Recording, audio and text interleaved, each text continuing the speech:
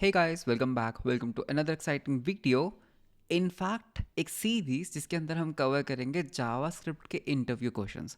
सो ये particular series cover करेगी advance JavaScript के कॉन्सेप्ट्स जो इंटरव्यूज़ में अक्सर पूछे जाते हैं।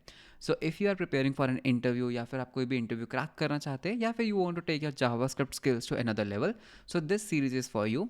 इस पर्टिकुलर सीरीज़ के अंदर हम काफ़ी important and under the hood चीज़ें जावास्क्रिप्ट की डिस्कस करेंगे, लाइक प्रोटोटाइप क्या होता है, प्रोटोटाइपल इनहेरिटेंस क्या होती है, इंटरनली जावास्क्रिप्ट किस तरह से वर्क करते हैं, आपके promises, set time out, set immediates, timers, asynchronous JavaScript, task queue, micro task queue, execution context. So जितने भी एडवांस कॉन्सेप्ट्स हैं वो हम इस सीरीज़ के अंदर कवर करेंगे along with some interview questions जो हमेशा पूछे ही जाते हैं। So with that, let's start our very first video on the JavaScript, that is how JavaScript internally works. So with that, let's begin. Now JavaScript under the hood. Okay, so here I have a very simple code for you. अभी हमारे पास कोई भी script नहीं है. You can see that this is a normal HTML file and यहाँ पे हमारे पास उसका आउटपुट है.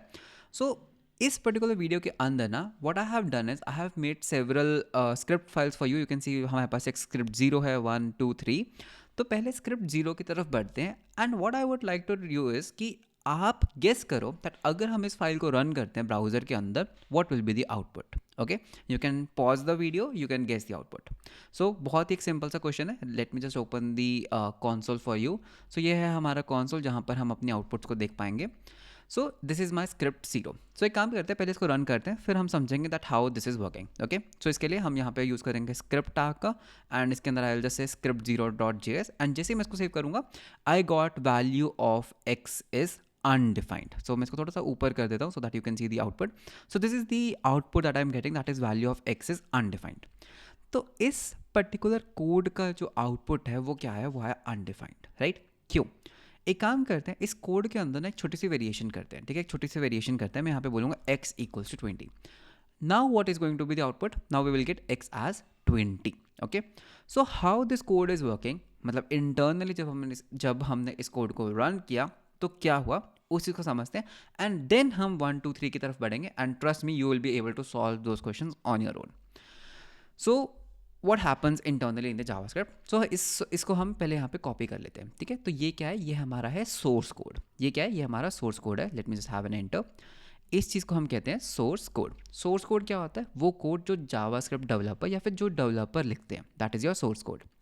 हमने क्या किया, इस कोड को जब हमने रन किया, हमने इस कोड को कैसे रन किया, हमने इसको यहाँ पर इम्पोर्ट किया एंड ब्राउजर ने इसको रन करना स्टार्ट किया.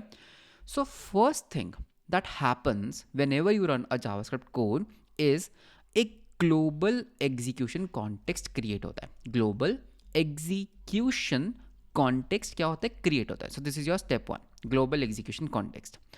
अब ये ग्लोबल एग्जीक्यूशन कॉन्टेक्स्ट जैसे ही क्रिएट हुआ इस पर्टिकुलर पीस ऑफ कोड के लिए, इस ग्लोबल एग्जीक्यूशन कॉन्टेक्स्ट के 2 फेजेस होते हैं. There are 2 phases of this global execution context. Okay, so इस चीज़ को याद रखना. There are 2 phases, phase 1, phase 2. Phase 1 को हम कहते हैं memory phase. Okay, memory phase. So इसको हम बोलेंगे that this is your memory phase. And second phase जिसको हम बोलते हैं सेकेंड फेज, उसका नाम होता है कोड फेज. ओके, या फिर इसको थ्रेड फेज भी कहते हैं, whatsoever you want to call it. This is your code phase. So अभी हमारे पास 2 फेजेस है, memory phase, code phase. Now, first of all, what happens is global execution context creates memory phase, code phase. अब JavaScript क्या करती है, आपके ना इस पूरे कोड को ट्रैवर्स करेगी, आपके इस पूरे कोड को रीड करेगी एंड जितने भी वेरिएबल्स हैं, आई रिपीट, जितने भी वेरिएबल्स हैं उसको अपने मेमोरी फेज के अंदर लोड कर लेगी. So how many variables are there in our code? मेरे पास एक ही वेरिएबल है, दैट इज x, राइट? मेरे पास पूरे कोड में और कोई वेरिएबल नहीं है. I just have x as a variable. तो इसको हमें क्या करना है, इसको हमें अपने मेमोरी फेज के अंदर लोड कर लेना है. सो यहाँ पर एक वॉर x क्रिएट हो जाएगा हमारे मेमोरी फेज के अंदर. What is going to be the value for this x? You might be thinking 10. तो आप सोच रहे होंगे दैट इस x की जो वैल्यू है वो 10 होगी. नहीं, मेमोरी फेज के अंदर कोई भी वेरिएबल जो क्रिएट होता है उसकी इनिशियल वैल्यू हमेशा अनडिफाइंड होती है. Okay, undefined. ओके, सो मेमोरी फेज के अंदर कभी भी उसकी वैल्यू नहीं आती, सिर्फ और सिर्फ वेरिएबल लोड होता है with an undefined value. So X हमने लोड करते हैं विद अनडिफाइंड. क्या हमें हमारे पूरे कोड बेस के अंदर कोई और वेरिएबल दिख रहा है? नहीं, एक ही वेरिएबल था एंड हमने उसको लोड कर लिया. Now we can move to the code phase. Code phase में क्या होता है, जो हमारा कोड होता है ना, वो लाइन बाय लाइन रीड करना स्टार्ट करता है, वो लाइन बाय लाइन एग्जीक्यूट होता है। So first line is console.log value of x is x। तो ये क्या करेगी लाइन, ये हमारे लिए कुछ console.log करेगी, that is value of x is x। सो अगर आप यहाँ पर x की वैल्यू एक्सेस करने का ट्राई करोगे, late me just do one thing, मैं इस लाइन को कॉपी करूंगा and I just paste this line and ये है हमारी फर्स्ट लाइन। ठीक है, ये हमारी क्या, ये हमारी फर्स्ट लाइन है। सो फर्स्ट लाइन क्या करेगी, x वेरिएबल को एक्सेस करने का ट्राई करेगी। सो ये x जो वेरिएबल है कहाँ से एक्सेस होगा, ये हमारे मेमोरी फेज के अंदर से एक्सेस होने का ट्राई करेगा। क्या हमारे पास मेमोरी फेज के अंदर x वेरिएबल है? बिल्कुल है। उसकी वैल्यू क्या है? अनडिफाइंड। तो ये पर्टिकुलर लाइन क्या console.log करेगी, it will console.log value of x is undefined. Correct. उसके बाद क्या होगा, पहली लाइन एग्जीक्यूशन डन। ओके, पहली लाइन का जो एग्जीक्यूशन है वो हो चुका है डन। नेक्स्ट लाइन क्या कह रही है, वॉर x इक्वल्स टू 10। अब यहाँ पर जो वॉर x मतलब कि जो इतना पार्ट था, जो x को हम डिक्लेयर कर रहे थे, वो हमारा मेमोरी फेज में हो चुका है। कोड फेज के अंदर सिर्फ और सिर्फ x की वैल्यू 10 असाइन होगी। ओके, इस पर्टिकुलर फेज के अंदर सिर्फ और सिर्फ इतना पार्ट रन करेगा, दैट इज x की वैल्यू 10। मतलब कि हमारे मेमोरी फेज में इसकी जो वैल्यू अनडिफाइंड आ रही है ना, उसको हम अपडेट कर देंगे 10 पे, दैट्स इट। ओके, एंड उसके बाद हमारा कोड हो जाता है and, because there is no more line and this is your final value. And इस पर्टिकुलर पॉइंट पे क्या होगा, जितना भी जो आपका एक ग्लोबल एग्जीक्यूशन कॉन्टेक्स्ट बना था ना, ये हो जाएगा डिलीट। ओके, तो ये हमारा जो है वो डिलीट हो जाएगा। यू कैन सी मैंने इसको रेडी कर दिया, that means it's been deleted and this is the final output that you get, that is value of X is undefined. Got it.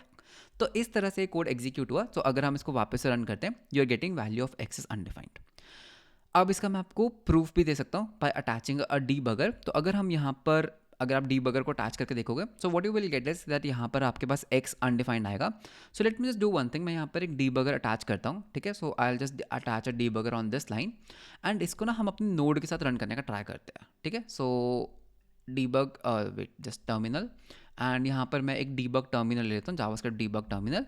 सो हम यहाँ पे करेंगे node script 0.js and enter. So now you can see that हमने क्या किया, हमने अपना debugger कर लिया ऑन एंड अभी तक क्या हो रहा है, हमारी जो फर्स्ट लाइन है वो एग्जीक्यूट कर चुकी है। ठीक है, हमारी फर्स्ट लाइन एग्जीक्यूट कर चुकी है। So let me just collapses. So you can see that इस लाइन के एग्जीक्यूट करने से पहले x की वैल्यू क्या आ रही है, अनडिफाइंड। अभी तक ये लाइन एग्जीक्यूट नहीं करी है, x की वैल्यू अनडिफाइंड है, that is why we are getting x की वैल्यू अनडिफाइंड। अब जैसे ही मैं इस लाइन को एग्जीक्यूट करूंगा, यू कैन सी x की वैल्यू हमारी मेमोरी में 10 हो गई एंड उसके बाद ये कोड कर जाएगा exit। So this is how this code has executed. Nice, cool. अब what happens अगर हम यहाँ पर इसको 10 रहने देते हैं, ठीक है, एंड मैं यहाँ पर क्या करता हूँ, x की वैल्यू मैं यहाँ पर 30 कर देता हूँ। नाउ लेट सी दैट इस कोड की एग्जीक्यूशन कैसे होगी। स्टेप बाय स्टेप समझते हैं इस कोड की एग्जीक्यूशन को। ठीक है, दोबारा से। सो मेरे पास पहले क्या एक source code, so everything start with the source code. जैसे ही हम इस कोड को रन करेंगे क्या होगा, हमारे लिए एक ग्लोबल एग्जीक्यूशन कॉन्टेक्स्ट बनेगा। Okay, let me just remove the colour.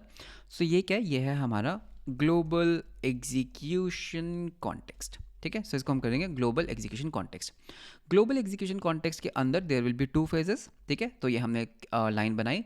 Phase 1 का नाम क्या होगा, कोड फेज। सो ये है हमारा code phase and second part का क्या मतलब होगा, ये है हमारा sorry my bad, this is your memory phase. Okay, and this second one is your code phase. अब मेमोरी फेज के अंदर क्या होगा, जितने भी वेरिएबल्स है वो हमारे मेमोरी के अंदर लोड होंगे with undefined as the value. इस पूरे कोड के अंदर I can see that there is only one variable जो है x, तो हम यहाँ पे x को लोड कर लेते हैं। ठीक है, x with undefined as the value. So मैंने x को अपने मेमोरी फेज के अंदर कर लिया लोड। क्या आपको कोई और वेरिएबल दिखाई दे रहा है? नहीं। सो मेरा मेमोरी फेज हो जाता है finish. Let's move on to the code phase. Code phase के अंदर फर्स्ट लाइन क्या है, फर्स्ट लाइन हमारी कहती है x इक्वल्स 30। ये लाइन क्या करेगी, x की वैल्यू को 30 असाइन करेगी। सो यानी कि जो अनडिफाइंड था वो हमने कर दिया 30। करेक्ट। फिर हमारे पास आता है वैल्यू ऑफ x, हमारे पास सेकेंड लाइन आती है value of x is this.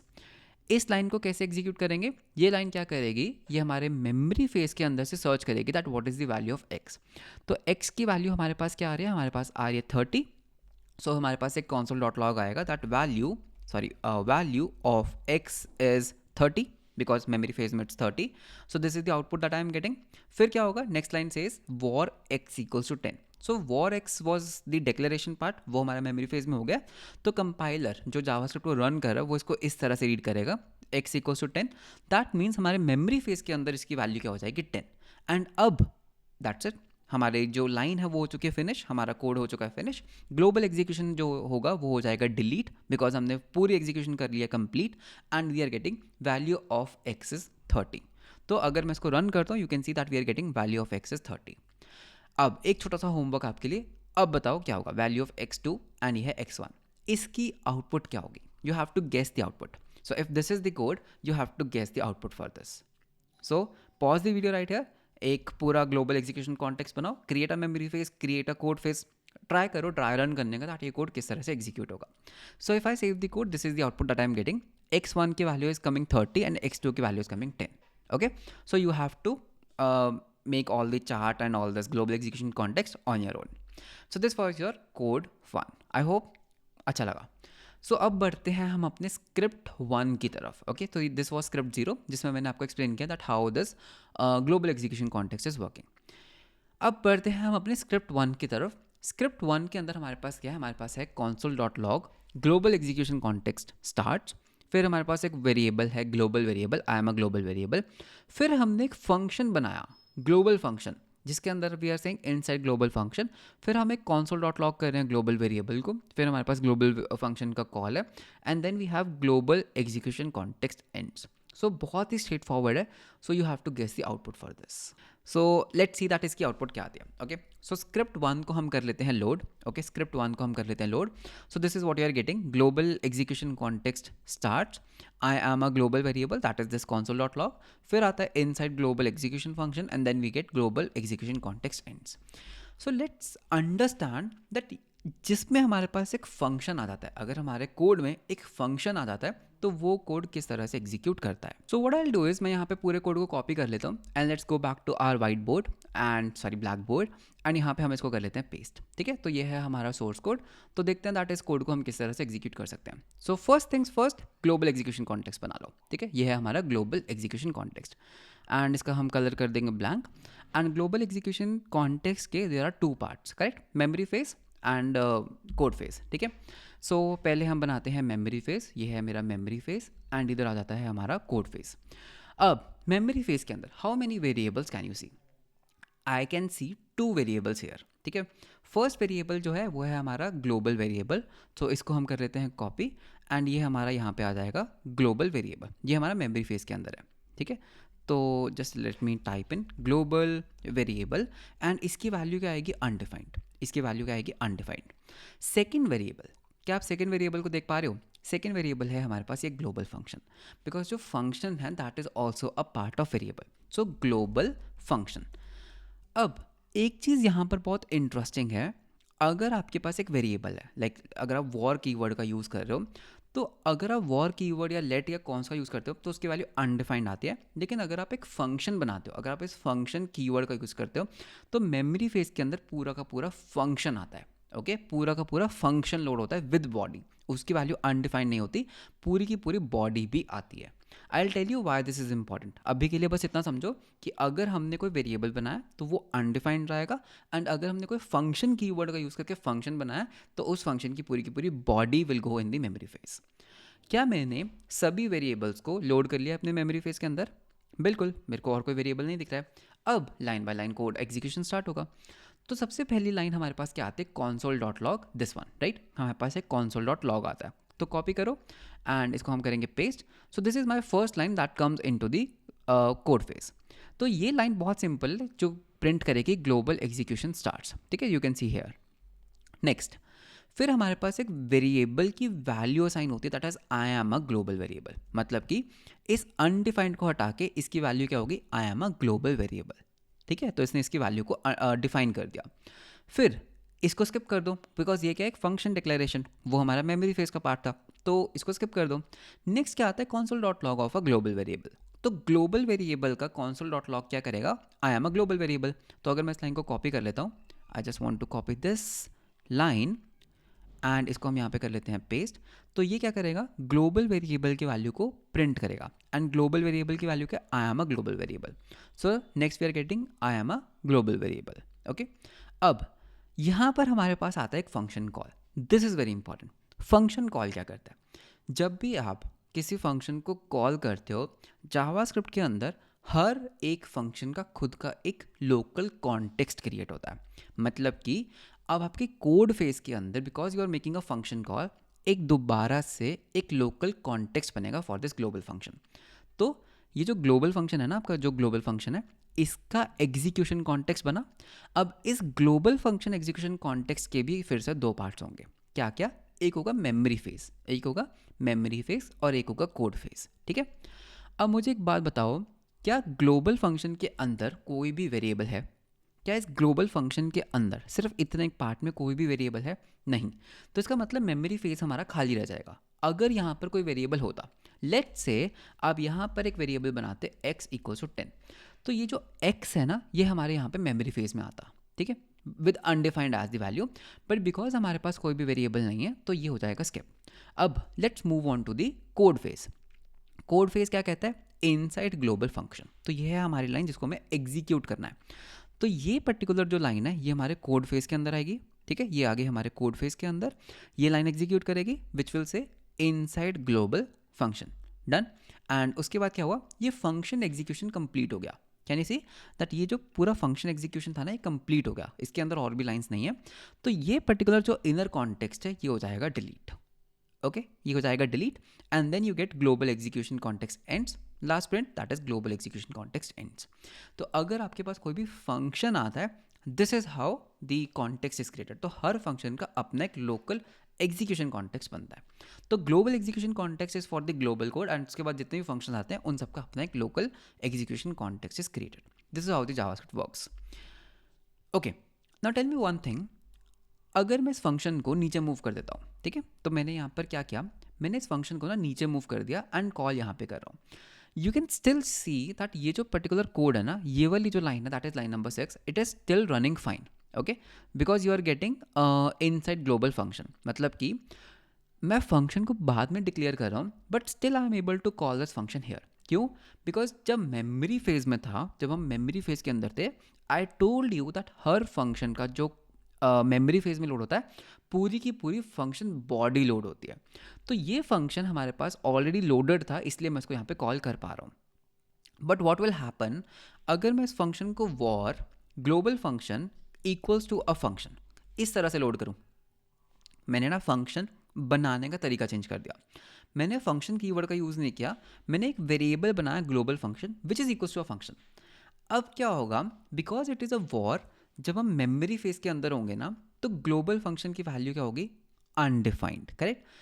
And इस पर्टिकुलर पॉइंट पे आके इस ग्लोबल फंक्शन की वैल्यू इस फंक्शन पे असाइन होगी। अब अगर मैं इसको सेव करूंगा, you will get an error. क्यों? बिकॉज इस पर्टिकुलर पॉइंट पे जो हमारा ग्लोबल फंक्शन है वो अनडिफाइंड है। दैट्स वाई एरर देखो, global function is not a function. Okay, अगर आप इसको देखना चाहते हो कि क्या है, तो कॉन्सोल डॉट लॉग करके देखो ग्लोबल फंक्शन, ये अनडिफाइंड आएगा। You can see it is undefined. तो आप यहाँ पे पता क्या कर रहे हो? आप यहाँ पर ना अनडिफाइंड को कॉल करने का ट्राई कर रहे हो। ओके, बिकॉज उसकी जो वैल्यू है वो तो यहाँ पर असाइन हो रही है ना, ग्लोबल फंक्शन की वैल्यू तो उसको यहाँ पे मिलेगी। तो दिस इज़ वन डिफरेंस। तो अगर आप यहाँ पे फंक्शन को इस तरह से बनाते हो तो पूरी की पूरी बॉडी इज हॉइस्टेड, पूरी की पूरी body is there and you can execute it. So इस चीज़ का ध्यान रखना है। ठीक है, so this is how this script is working. Let's go on to the script 2 and पढ़ते हैं what will happen here. Okay, now this is very important. पहले मैं आपको एक चांस दूंगा that you have to guess the output for this particular code. ठीक है, तो ये है हमारा फुल कोड और late me just toggle the word rap. तो यहाँ पर हम अपना वर्ड रैप को ऑन कर लेते हैं। So this is the full code and you have to guess the output. So were you able to guess? ठीक है, तो अगर हम इस कोड को रन करते हैं, now this is going to be very weird. तो स्क्रिप्ट 2 को हम करते हैं रन।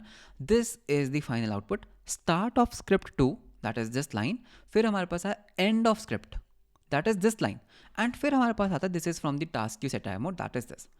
तो पीयूष, ये पर्टिकुलर लाइन जो कि 0 मतलब 0 मिली सेकेंड्स पर रन होनी चाहिए थी, ये particular set time out immediately run नहीं हुआ। करेक्ट, ये लास्ट में रन हुआ। ऐसा क्यों? ये लाइन पहले क्यों आई? अगर मैं यहाँ पर मल्टीपल लाइंस भी लिख देता हूँ, यू कैन सी दैट ये पर्टिकुलर जो सेट टाइम आउट फंक्शन है ये हमेशा एंड पे एग्जीक्यूट हो रहा है। Do you know the reason? ठीक है, I think you don't know the reason. So next video के अंदर हम डिस्कस करेंगे something known as task queue ठीक है, ये task queue and micro task queue. तो जब आप इस चीज़ को समझोगे ना, task and micro task queue को, you will understand this thing. ठीक है, तो इस चीज़ को हम नेक्स्ट वीडियो में डिस्कस करेंगे। And one more thing that we have to discuss in this particular video is something known as temporal dead zone. ठीक है, hoisting and temporal dead zone. क्या आपको ये वाला कॉन्सेप्ट समझ आया? क्या आपको ये वाला कॉन्सेप्ट समझ आया? ठीक है, इस चीज़ को ना हॉइस्टिंग कहते हैं। इस चीज़ को ना हॉइस्टिंग कहते हैं। तो अगर आप गूगल पर जाके सर्च करोगे ना hoisting, not hosting, hoisting in JavaScript, तो हॉइस्टिंग जो कॉन्सेप्ट है उसका मतलब क्या है? So what is hoisting in JavaScript? A concept और behaviour in JavaScript where a declaration of a function, variable और a class goes at the top of the scope they are defined in. इसका क्या मतलब? अगर आप वापस से इस एग्जाम्पल में आता हूँ, या फिर मैं वापस से काम करता हूँ स्क्रिप्ट जीरो वाले एग्जाम्पल पे आता हूँ, can you see that x को डिफाइन करने से पहले ही मैं एक्स को एक्सेस कर पा रहा हूँ? What I am saying is, मैंने एक्स को नीचे डिफाइन किया, राइट, लाइन नंबर 5 पे, बट मैं उसको लाइन नंबर 3 और लाइन नंबर 1 पे भी एक्सेस कर पा रहा हूँ। तो मतलब कि उसके डेफिनेशन से पहले मैं उसको एक्सेस कर पा रहा हूँ। इस चीज़ को कहा जाता है हॉइस्टिंग। ठीक है, कि एक्स हमारे लिए हॉइस्ट हो गया। कैसे? बिकॉज मेमोरी फेज ने क्या किया था, एक्स को पहले ही बना लिया था, दो उसकी वैल्यू अनडिफाइंड थी। आई एग्री टू यू कि उसकी वैल्यू अनडिफाइंड थी, बट स्टिल हम एक्स वेरिएबल को मतलब हम एक्सेस कर पा रहे थे। अगर ये एक्स होता ही ना तो हमें एरर मिलता कि x is not defined, but x defined था। इस कॉन्सेप्ट को क्या कहते हैं? इस कॉन्सेप्ट को हम कहते हैं हॉइस्टिंग। ठीक है, हॉइस्टिंग। अब now tell me one thing, क्या वेरिएबल्स के केस में हॉइस्टिंग होता है? बिल्कुल होता है। क्या फंक्शंस के केस में हॉइस्टिंग होता है? अगर मेरे पास एक फंक्शन है ए बी सी, मेरे पास यहाँ पर एक फंक्शन है ए बी सी, क्या मैं इस ए बी सी फंक्शन को यहाँ पर कॉल कर सकता हूँ? बिल्कुल कर सकता हूँ। क्यों? बिकॉज मेमोरी फेज के अंदर ये फंक्शन भी हमारा मेमोरी फेज में लोड हो चुका है, तो मैं इसको कोड एग्जीक्यूशन फेज में कॉल कर सकता हूँ यहाँ पे। We have already seen that. Now tell me one thing, ये कोड बहुत अच्छे से रन कर रहा है। Let me just come back to the script zero, एंड अगर हम यहाँ पे इंस्पेक्ट को ओपन करते हैं, so you can see that yes this code is working fine. ठीक है, स्क्रिप्ट जीरो। बट क्या हो अगर मैं यहाँ पे लेट कीवर्ड का यूज़ करता हूँ? अगर मैं यहाँ पे लेट कीवर्ड का यूज़ करता हूँ तो I get an error that cannot access x before initialization. वो क्या कह रहा है कि आप एक्स को ना इनिशियलाइजेशन से पहले यूज़ नहीं कर सकते। वॉर के केस में इट वॉज वर्किंग फाइन, है ना, वॉर के केस में इट्स वर्किंग फाइन, बट जैसे मैं लेट का यूज़ करता हूँ एरर आता है, या फिर अगर मैं कॉन्स्ट का यूज़ करता हूँ तो भी हमें एरर आता है। तो इंटरव्यूज़ के अंदर ना ये क्वेश्चन पूछा जाता है कि वॉर, क्या एक बात बताओ, क्या वॉर हॉइस्ट होता है? क्या वॉर हॉइस्टिंग, क्या वॉर की हॉइस्टिंग होती है? यू विल से यस कि हाँ वॉर की हॉइस्टिंग होती है, बिकॉज हम वॉर को मेमोरी फेज में लोड कर लेते हैं, we can use it before the declaration. क्या लेट, क्या लेट हॉइस्ट होता है? टेल मी वन थिंग, क्या लेट हॉइस्ट होता है? I think as per what you have seen here you will say no. Okay, so your answer will be no. क्या const hoist होता है? You will again say no, but actually the answer is yes. Actually the answer is yes. Let भी host होता है, const भी host होता है, war भी हॉस्ट होता है। तो पीयूष अगर ये हॉस्ट होता है तो ये एरर क्यों आ रहा है? ये एरर आ रहा है because of something known as temporal dead zone. ठीक है, टेम्पोरल डेड जोन, जिसको हम TDZ भी कहते हैं, temporal dead zone. Now what is this temporal dead zone? Let and, ठीक है, अब इस चीज़ को ध्यान से समझना, लेट एंड कॉन्स्ट जो है ना वो टेम्पोरल डेड जोन क्रिएट करते हैं, वॉर नहीं करता है। इसका क्या मतलब? अगर हम इसी कोड के एग्जांपल ले लेते हैं, इसको एक काम करते हैं, let's change it to let. ठीक है, you can see error is coming. अगर मैं इस कोड को यहाँ पे पेस्ट करता हूँ तो लेट क्या करता है ना, लेट कौन सी लाइन पर डिफाइन हो रहा है? Can I see that let यहाँ पे डिफाइन हो रहा है, इस लाइन के बाद डिफाइन हो रहा है? तो टेम्पोरल डेड जोन क्या करता है, वो बोलता है कि भाई इसके जो ऊपर का एरिया है ना, ये जो ऊपर का एरिया है ना, मैं ना इसको रेड मार्क कर लूँगा। मैं क्या करूँगा, मैं इसको रेड मार्क कर दूंगा दैट ये क्या है, ये एक डेड जोन है। अगर आप इस डेड जोन के अंदर एक्स को एक्सेस करने का ट्राई करोगे ना, मैं आपको एरर दूंगा। अगर आप एक्स को मेरे टेम्पोरल डेड जोन के अंदर एक्सेस करने का ट्राई करोगे, मतलब मुझसे पहले एक्सेस करने का ट्राई करोगे, I will give you an error. ये लेट करता है। तो लेट की वैल्यू मेमोरी फेज के अंदर है। अगर आप इस कोड का ग्लोबल एग्जीक्यूशन कॉन्टेक्स्ट बनाओगे ना, अगर मैं यहाँ पर वही सेम चीज़ करता हूँ, ठीक है, so let's just create a memory phase and a code phase. तो अगर हम इसको इस तरह से करते हैं and then you have a memory phase here and then you have a code phase here, तो यहाँ पर सबसे पहले क्या होगा, सबसे पहले हॉइस्टिंग होगी। सबसे पहले वो एक्स को लेगा, because even if it is a let, ठीक है, वो एक्स को लेगा और उसकी वैल्यू अनडिफाइंड करेगा। That is fine. लेकिन जैसे ही आप इसको कोड फेज में मूव करोगे and you try to do this thing, जैसे आप इस चीज़ को ट्राई करोगे, या फिर अगर ये नहीं भी है, अगर आप सिर्फ console dot log value of one is x को एक्सेस करने का ट्राई करोगे ना कोड फेज में, तो वो देखेगा भाई एक्स जो है वो लाइन नंबर 3 पे डिक्लेयर हो रहा है, लेकिन आप उसको पहले एक्सेस करने का ट्राई कर रहे हो, वो आपको एरर थ्रो करेगा। क्यों? बिकॉज आप डेड जोन के अंदर एक्सेस को एक्सेस नहीं कर सकते। हॉइस्टिंग हो रही है, बट टेम्पोरल डेड जोन वाला जो कॉन्सेप्ट है वो किक इन कर रहा है। तो लेट और कॉन्स्ट के केस में हॉइस्टिंग होती है, but because of temporal dead zone access नहीं कर सकते। वॉर के केस में हॉइस्टिंग होती है, लेकिन temporal dead zone is not there in case of x, ठीक है, इन केस ऑफ वॉर। तो यहाँ पे सर्च करो TDZ इन JS, ठीक है, so you will get it. So AI देखते हैं क्या जनरेट करता है। So in JavaScript, the temporal dead zone is the period between the creation of the variable with let or const and its declaration. ठीक है? During this period, the variable exists but cannot be accessed. समझ गए? अब यहाँ पर मैं आपको एक बहुत बढ़िया चीज़ बताता हूँ। It was a recent incident. क्या हुआ था? सो एक स्टूडेंट था, तो उसका इंटरव्यू था, तो उससे यही क्वेश्चन पूछा गया था कि क्या लेट हॉइस्ट होता है। He said yes, let hoist होता है। आप बताओ क्या उसने सही बोला? बिल्कुल सही बोला, लेकिन वो रिजेक्ट हो गया। क्यों? बिकॉज इंटरव्यूअर का जो आंसर था वो था कि लेट हॉइस्ट नहीं होता है। इंटरव्यूअर को ही नहीं पता था कि लेट हॉइस्ट होता है। बिकॉज एवरी वन थिंक्स, अगर आप सिर्फ इस कोड को देखोगे, एवरी वन थिंक्स कि यार एक्स को मैं पहले एक्सेस नहीं कर पा रहा, एरर आ रहा है, तो इसका क्या मतलब है कि लेट हॉइस्ट नहीं हो रहा है। ऐसा नहीं है, लेट हॉइस्ट होता है। तो अगर आप एक इंटरव्यू में हो ना, you have to justify yourself. सिर्फ इतना मत कहना कि लेट हॉइस्ट होता है, you will be rejected because interviewer की नॉलेज कम है। यू हैव टू एक्सप्लेन कि लेट हॉइस्ट तो होता है, बट हम उसको एक्सेस नहीं कर सकते because of temporal dead zone. So you have to be very explicit. Okay, so this was the concept of hoisting and temporal dead zone. तो आज इस पर्टिकुलर वीडियो के अंदर हमने सीखा हॉइस्टिंग क्या होता है, टेम्पोरल डेड जोन क्या होता है, ग्लोबल एग्जीक्यूशन कॉन्टेक्स्ट क्या होता है, एंड इंटरनली जावास्क्रिप्ट किस तरह से आपके कोड को एग्जीक्यूट करती है। So I hope you like the video. This was all about today's video, जिसमें हमने एक बेसिक इंटरव्यू क्वेश्चंस को कवर किया। सो नेक्स्ट वीडियो के अंदर हम कवर करेंगे call stack, micro task queue and task queue के कॉन्सेप्ट्स को। तो वीडियो कैसा लगा मुझे कमेंट्स में ज़रूर बताना, एंड वीडियो अच्छा लगा तो लाइक एंड सब्सक्राइब जरूर करना। मिलते हैं हम आपको नेक्स्ट वीडियो के अंदर। Until then, bye bye and take care.